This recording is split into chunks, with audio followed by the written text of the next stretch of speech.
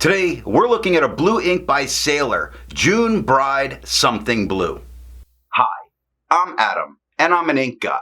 I get inks, test them, and share the results with you. Now, down below in the description, there's timestamps of all the parts of the video, and if you are in a hurry, you can skip around, but if you got the time, I'd appreciate you if you check out the entire video.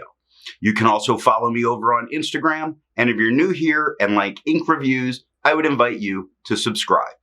In order to make sure I have a range of experience with this ink, I do the writing samples. I then inked up this Retro 51 Tornado with a broad nib, used it to write for a day, and took my notes for this video. This first writing sample is done with a standard set of paper, Clairfontaine, Tomoe River, and Rhodia paper. Now, there are additional writing samples that will occur later. Now, let's look at the writing sample. I picked this ink up in sample form, and it comes in a vial like this. And to keep my writing samples consistent, I use a Jinhao 159 with a Goulet 1.1 stub, a Jinhao X450 with a Goulet medium, and a Jinhao X750 with a Goulet extra fine. Let's take a look at the Clairfontaine. No bleeding, no ghosting. The 1.1 has no feather spread, halo sheen, and no shade. The extra fine is slightly lighter than the stub, with no feather spread, halo sheen, and it does give some very nice shading spots. Like quick starts darker, gets lighter, gets darker again. Brown starts darker and gets lighter. Fox goes from dark to light to dark. It's a very nice shading here, and 7 seconds to dry. Medium is about the same tone as the extra fine, with no feather spread, halo sheen, and still that very nice shading. Over starts lighter, works its way darker. Quick starts darker, works its way lighter. Brown goes from dark to light. It's nice, and 9 seconds to dry. Now the scrubby of the extra fine shows a little bit of color variation. The medium shows more, and that's about how it came out in the writing samples. Tomoe River. No bleeding, less ghosting than normal for Tomoe River. The 1.1 has no feather spread, halo sheen, or shade. The extra fine is the same tone as the stub, with no feather spread, halo sheen, no shade, 11 seconds to dry. The medium is the same tone as the extra fine and the stub, no feather spread, halo sheen, no shade, 14 seconds to dry. The scrubby for both aren't showing any color variation, and we didn't get any. And Rhodia. No bleeding, no ghosting. The 1.1 has no feather spread, halo sheen, and no shade. The extra fine is ever so slightly lighter than the stub. With no feather spread, halo sheen, it does offer some shading spots, like brown starts darker and gets lighter. Fox at the bottom of the F into the O is lighter, but the rest of it is darker. Lazy is a very dark word compared to brown. 8 seconds to dry. Medium is the same tone as the extra fine, with no feather spread, halo sheen, still some shading. Brown starts darker, gets lighter. Quick starts darker, gets a little lighter, gets very dark at the end again. Over starts light and gets dark. It's just not as pronounced with the medium. 11 seconds to dry. Scrubby of the extra fine shows a lot more color variation, and it was easier to spot there. The medium showed none, but we do get some in the writing. I agree with Vita that I've learned a lot by doing multiple chromatographies. The one on the left is done the way it's supposed to be done. I put a line of ink down and immediately put it in the water for 10 to 15 seconds. And as it moves up, you see this very light minty green at the bottom, and then this very nice blue at the top. That's what's giving this ink some ability to give some of that shading. The one on the right, I let dry for 10 minutes before I dunk it into water. And that minty green that was at the bottom is a little more there to be seen, but I'm not expecting any kind of resistance with this ink. Resistance tests are done to see how well this ink can be expected to perform on the page and how hard it may be to clean from your pen. I let the smear dry for 3 days before testing it. Looking at the highlighter, the capital H is getting blown out, which makes me immediately say I wouldn't use it in a note-taking situation if I wanted to highlight.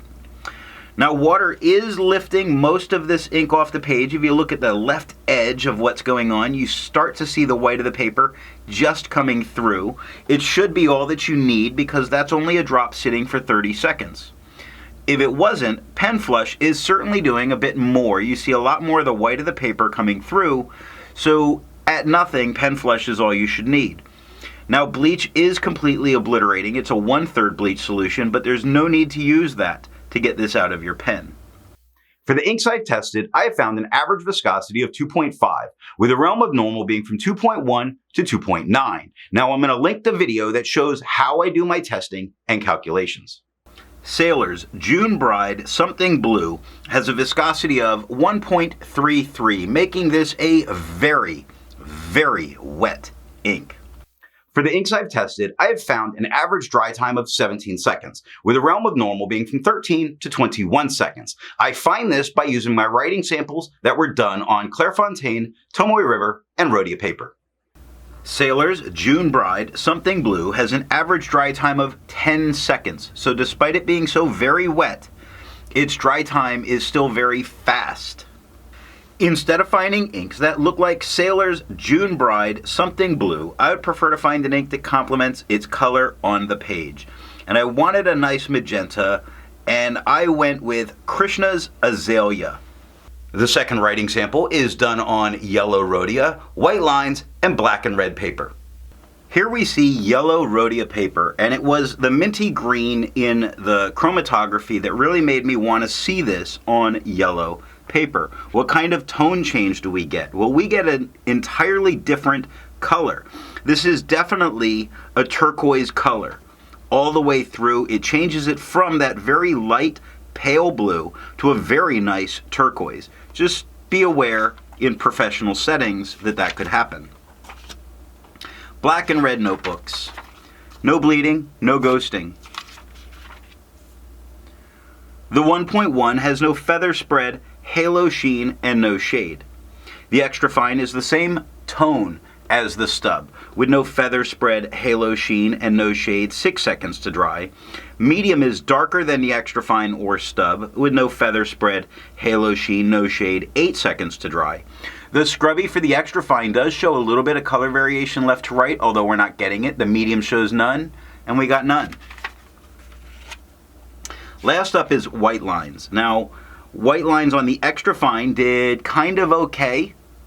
On the medium, not so okay. A lot of bleeding in, a lot of show through, not touching the page underneath, but with a medium you can't use the back of the page. The 1.1 has no feather. Nope, has feather. Look at the DE in Bride. There certainly is some feathering on there. It's just not crazy out of control. The R has some. So it's not crazy out of control. It's not distracting, but there is some feathering there. No spread, halo, sheen, no shade. The extra fine is the same tone as the stub, with no feather spread, halo, sheen, no shade, 4 seconds to dry. The medium is darker than the extra fine. It has some feathering. You'll look at the word quick. The ICK all have feathering. Brown, the WN, feathering. All of Fox has got tiny little feathers all over. But the feathering's not out of control, blown up, and distracting. But it is there. No spread, halo, sheen, no shade, 5 seconds to dry. Scrubby of the extra fine shows no color variation. The medium shows none, and we got none in any of the writing.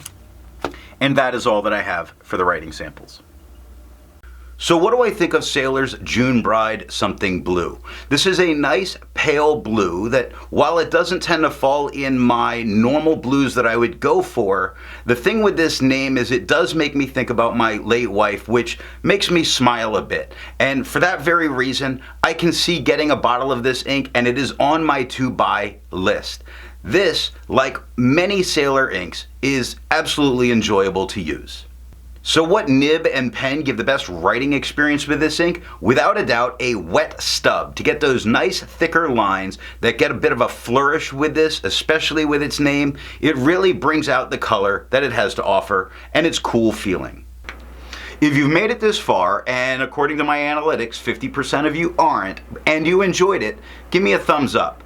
If you are not subscribed, I would invite you to subscribe, and thanks for watching.